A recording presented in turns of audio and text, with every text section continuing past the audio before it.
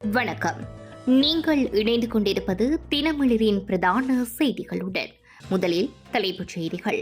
யாழ் போதனா வைத்தியசாலையில் அரிய சம்பவம். ஒரே பிரசவத்தில் 4 குழந்தைகளை பெற்ற தாய். நாய் குறித்ததால் பெண் மீது சரமாரி தாக்குதல். சமூக வலைதளங்களில் வைரலான வீடியோ. மகனை காப்பாற்ற முயன்ற தந்தை குளத்தில் மூழ்கி உயிரிழப்பு. கால்வாய்க்குள் விழுந்த விமானப்படை அதிகாரி. முதலைகளின் செயலால் அதிர்ச்சி. பெண்ணின் தலைமுடியை வெட்டி சித்திரவதை. தமிழர் பகுதியில் இளம்பெண் உட்பட பலர் கைது. மன்னார் வளைகுடா கடல் பகுதியில் இறந்த நிலையில் கரை ஒதுங்கிய கடல் பசு. அன்னூர் அரசில் தொடர் குழப்பம். தொடர்ந்து பதவி விலகும் அமைச்சர்கள். ஒன்றுக்கொன்று மோதிய விமானங்கள். இந்தியாவில் பரபரப்பு. கடற்படையினரின் அதிரடி நடவடிக்கை. 200 கோடி ரூபாய் ஹெரோயின் பறிமுதல். தொடர்பென விரிவான செய்திகள். பிரித்தானியாவின் லண்டனில் இலங்கையை பின்னணியாக கொண்ட ஈழத்தமிழ் இளைஞர் ஒருவர் படுகொலை செய்யப்பட்ட சம்பவம் தொடர்பில் அதிர்ச்சி தகரும் தகவல்கள் வீடியோ காட்சிகள் வெளியாகியுள்ளது. உயிரிழந்தவர் அனுஜன் ஞானேஸ்வரன் யாழ்ப்பாணம் காரிநகர் பகுதியைச் சேர்ந்தவர் என்றும் கணக்கியல் மற்றும் நிதித்துறையில் 3ஆம் ஆண்டு கல்வி பயிலும் திறமையான மாணவன் என்றும் தெரிவிக்கப்பட்டுள்ளது.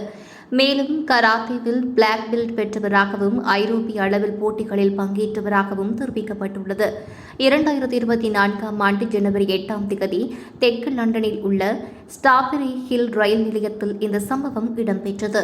கெடுக்கல் வாங்கல் தொடர்பான தகராறை தொடர்ந்து டினோ டொனால்ட்சன் என்ற நபர் அனோஜனை கத்தியால் குத்தி கொலை செய்ததாக தெரிவிக்கப்பட்டுள்ளது. சம்பவத்துக்கு பின்னர் 1 மணி நேரத்துக்குள் குற்றவாளி எதுவும் நடக்காதது போல் பேருந்தில் சிரித்து பேசிக் கொண்டு சென்ற காட்சிகள் சிசிடிவி பதிவில் வெளியாகியுள்ளது. ஒரு வீட்டின் கதவு மணியில் பதிவு செய்யப்பட்ட ஒளிப்பதிவில் நான் அவருடைய முதுகில் முழுமையாக குத்தினேன் என அவர் பெருமையுடன் ஒப்புக்கொண்டதும் வெளிச்சத்துக்கு வந்துள்ளது. இச்சம்பவம் தொடர்பான வழக்கை விசாரித்த ஓல்ட் பேலி நீதிமன்றம் டெனோ டொனால்ட்சனை குற்றவாளி என அறிவித்துள்ளது.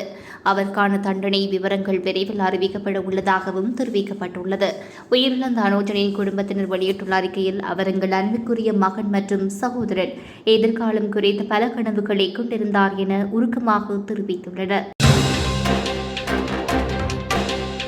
யாழ்ப்பாணம் போதனா வைத்தியசாலையில் ஒரே பிரசவத்தில் 4 குழந்தைகளை தாயொருவர் பெற்றெடுத்துள்ள நிகழ்வு பெரும் மகிழ்ச்சியையும் ஆச்சரியத்தையும் ஏற்படுத்தியுள்ளது.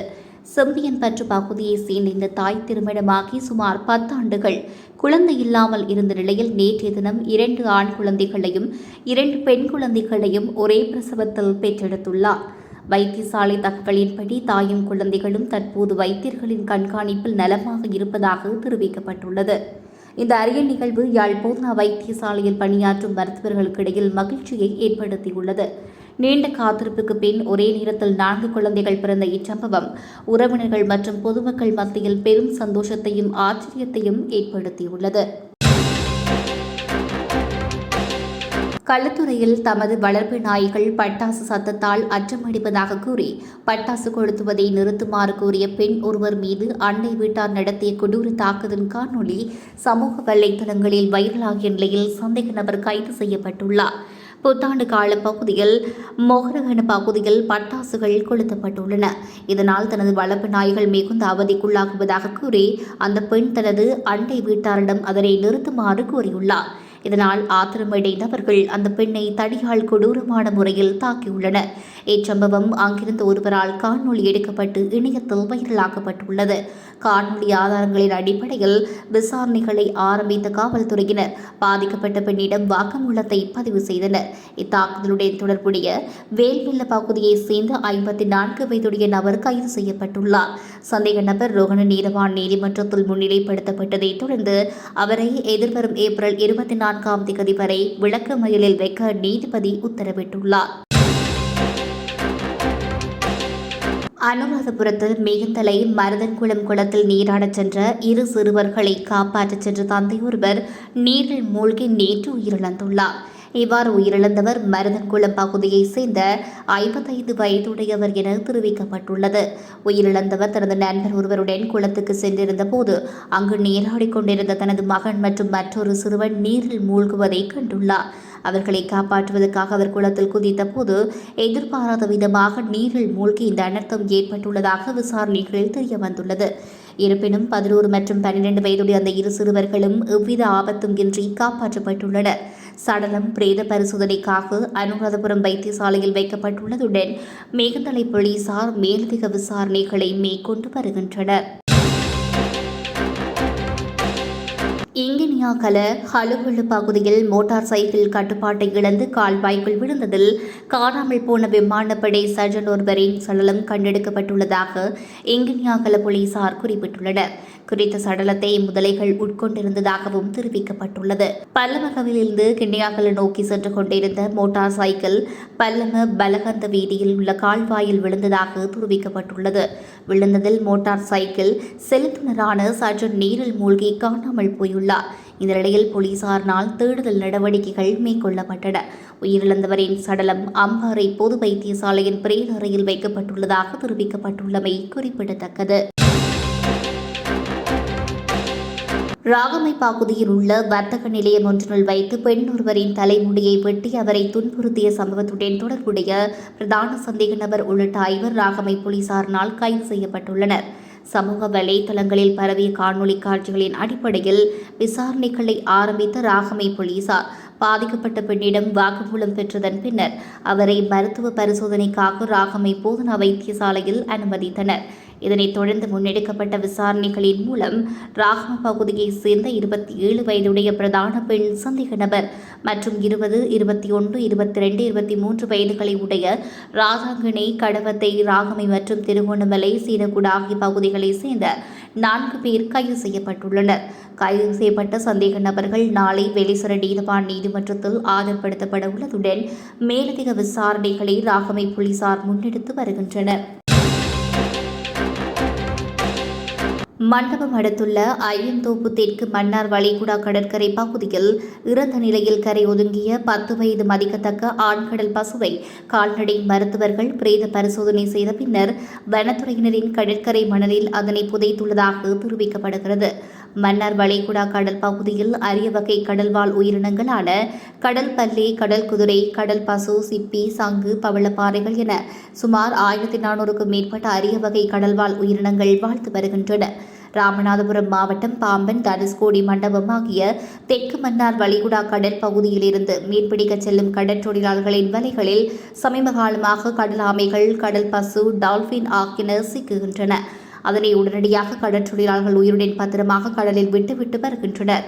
இந்த நிலையில் இன்று மண்டபம் அடுத்த அயன்தோப்பு பகுதியில் மன்னார் வளைகுடா கடற்கரையில் இறந்த நிலையில் 10 வயது மதிக்கத்தக்க ஆண் கடல் பசு ஒன்று கரை ஒதுங்கியதைக் கண்டு கடற்றொழிலாளர்கள் மண்டபம் வனத்துறையினருக்கு தகவல் வழங்கினர்.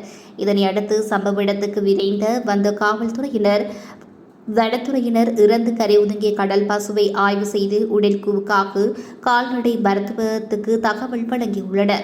இறந்த நிலையில் கரை ஒதுங்கிய ஆண்கடல் பசு என்றும் அது சுமார் 800 கிலோ எடை கொண்டதாகவும் அதன் அகலம் 115 சென்டிமீட்டரும் சுற்றளவு 230 சென்டிமீட்டரும் என தெரிய வந்துள்ளதாக வனத்துறையினர் குறிப்பிட்டுள்ளனர்.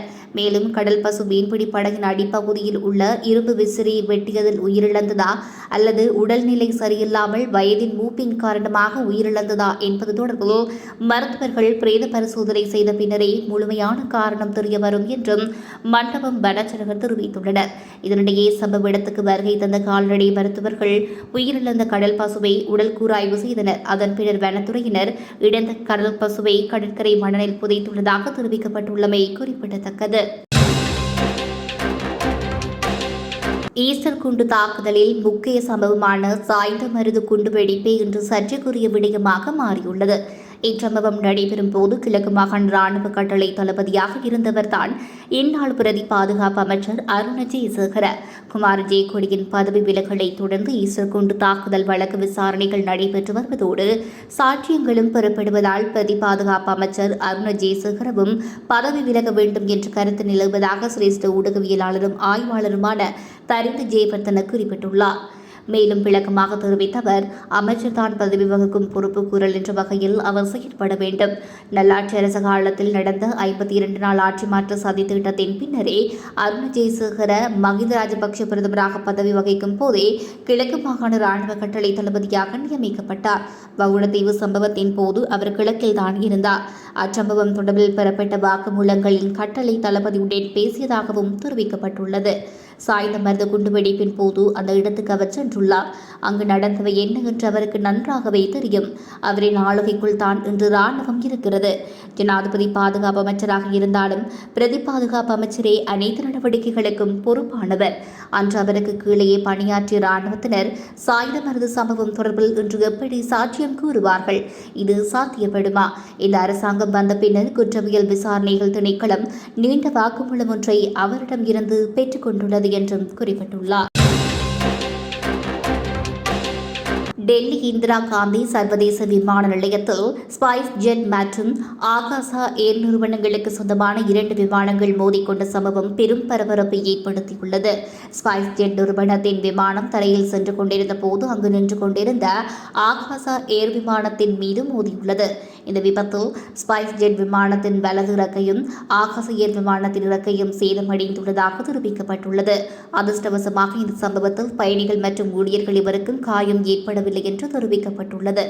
விபத்தை தொடர்ந்து ஆகாசா ஏர் விமானத்தில் இருந்த பயணிகள் அனைவரும் பாதுகாப்பாக இறக்கப்பட்டு ஹைதராபாத் செல்ல மாற்று ஏற்பாடுகள் செய்யப்பட்டுள்ளதாக தகவல்கள் வெளியாகியுள்ளன. இலங்கை கடற்பகுதியில் சுமார் 200 கோடி மதிப்புள்ள ஹெரோயின் போதைப்பொருள் இலங்கை கடற்படையினரால் பறிமுதல் செய்யப்பட்டுள்ளதாக தகவல்கள் தெரிவிக்கின்றன. ஆழ்கடல் மீன்பிடி படகில் மறைத்து கொண்டு வரப்பட்டு சந்தேகிக்கப்படும் இந்த போதைப் பொருட்கள் கடற்படையினரின் வழக்கமான சுற்றிவளைப்பு நடவடிக்கையின் போது கண்டுபிடிக்கப்பட்டுள்ளது.